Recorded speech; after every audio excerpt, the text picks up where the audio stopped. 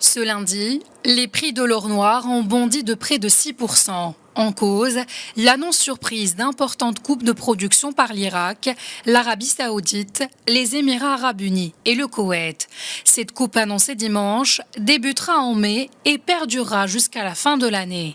Elle signifie au total une baisse de la production d'environ 1 million de barils par jour, soit la plus importante réduction depuis octobre. Le principal rôle de l'OPEP est d'équilibrer l'offre et la demande. L'OPEP ne veut pas inonder le marché du pétrole. Ils veulent atteindre un prix cible d'environ $80 le baril. Mais le groupe OPEP+ avait prédit qu'en 2023, la demande augmenterait de 2 millions de barils par jour. Une nouvelle baisse de la production qui s'ajoute à celle décidée en octobre.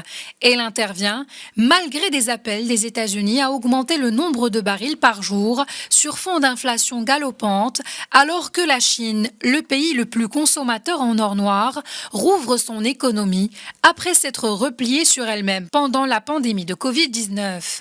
L'annonce d'octobre avait été vécue comme un camouflet par Washington, qui redoutait une envolée des prix des carburants sur fond d'inflation élevé.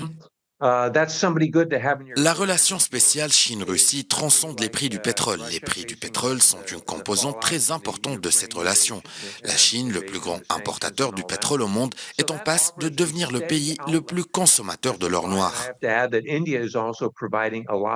Ces annonces interviennent au moment où doit se tenir ce début de semaine une réunion par visioconférence du comité ministériel conjoint de suivi, un panel de l'Organisation des pays exportateurs du pétrole et de leurs alliés OPEP+.